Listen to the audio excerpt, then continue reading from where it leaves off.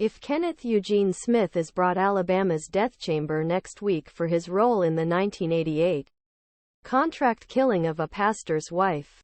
The state plans to use an untried and untested method to end his life. A stream of nitrogen gas to be delivered through a face mask.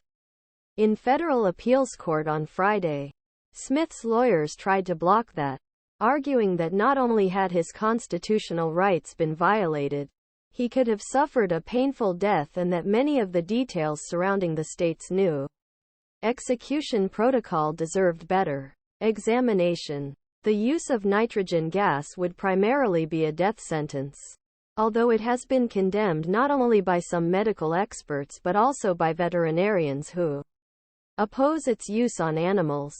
In 2020, the American Veterinary Medical Association recommended against the use of nitrogen gas as a way to euthanize most mammals, calling it regrettable. One of the few uses of nitrogen gas in animal euthanasia is chickens.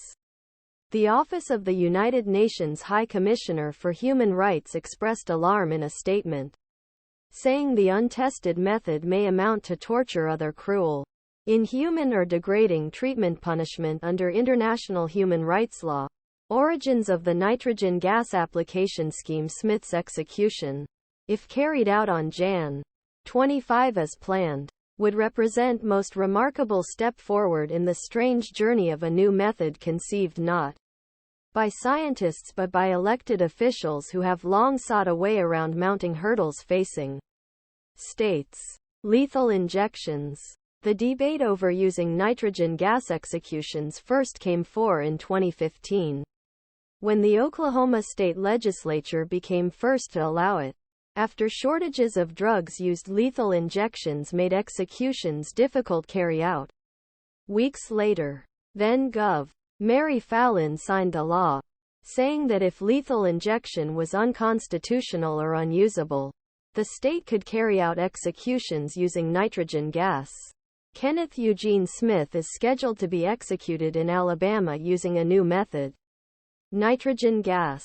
J. Reeves AP. Attachment. Alabama Department of Corrections. The legislation was the brainchild of former Oklahoma State Representative Mike Christian.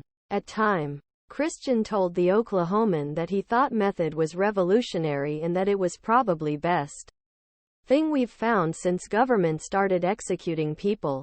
Christian praised its broad availability, cost-effectiveness and ability to even produce the state's own nitrogen gas if necessary.